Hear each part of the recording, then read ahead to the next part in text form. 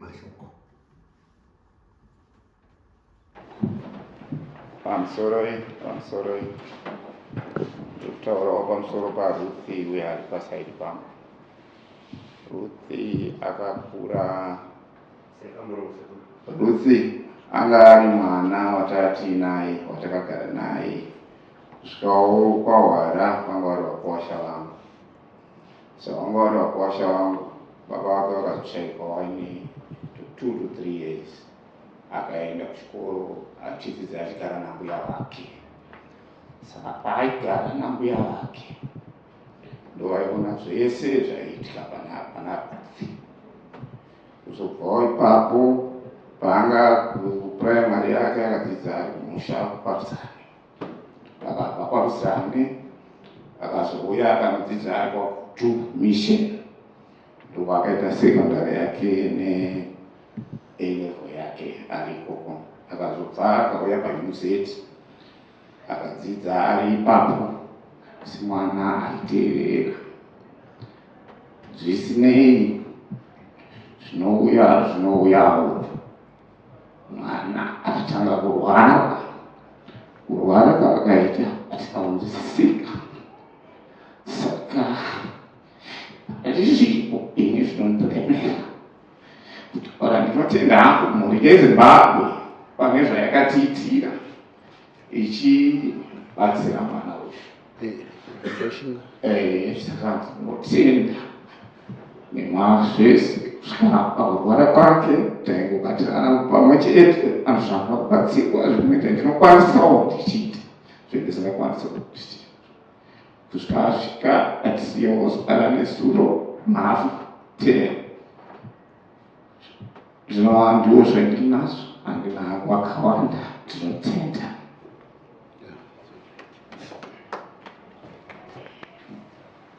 Toda kutendai zvikuru Sekuru William.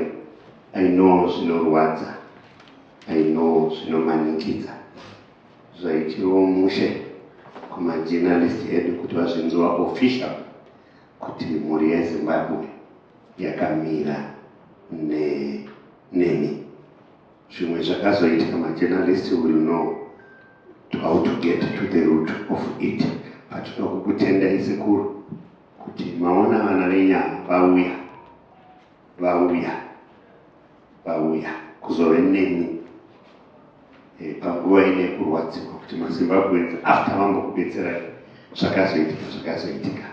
Ndozvavada kuti maZimbabwewo vazive nevari kunze kuti chii chakazoitika, sei zvakazofamba. But hamuna kuvanza kuti maZimbabwe akambomira nemhuri kusvika zvaramba.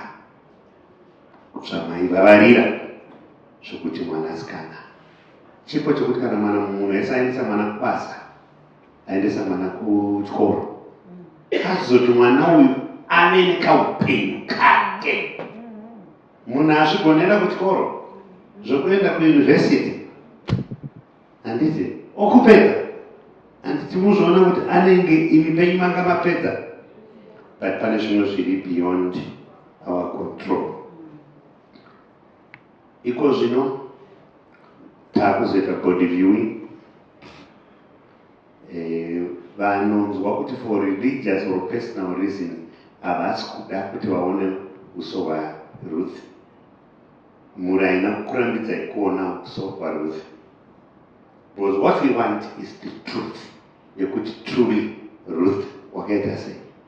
That's why ndati ini ruva iro hatingade hatina basa nokuona ruva, nokuona picture yake. Because that was Ruth, healthy and fit as he is, shining and smiling as she was, but she is no more. Ndikumbire baba Nyakuno vativhurire casket redu totanga navari kumashure panonzwa kuda kuuya kuzoona uso hwaRuth. Mofamba muye muchiona uso hwaRuth. Ndizvonaika kana tabuda panze vangomira kurudyi vangu kuti wachitozvesa mutumi waRuth. Apo tichiridzirwa namufundisi Enoch Bepano Panyaradzo.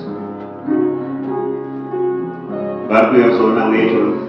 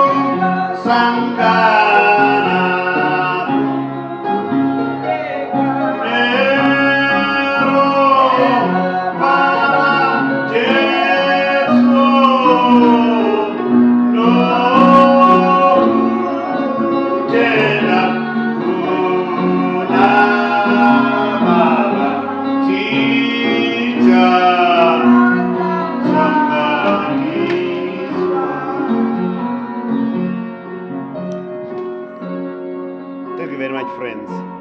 Thank you.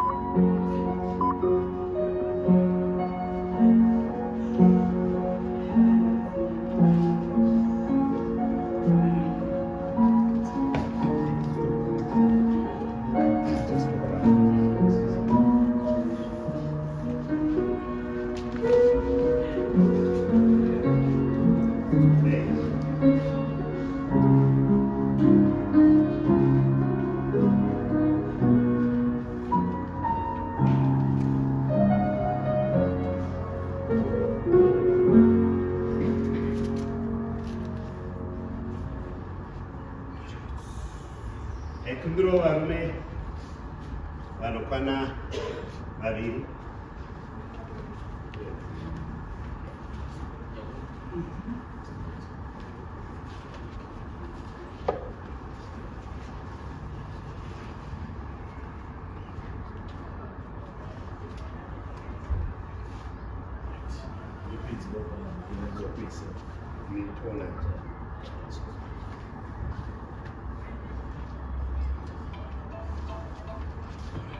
Imagine a passage. A passage. Yes. Passage.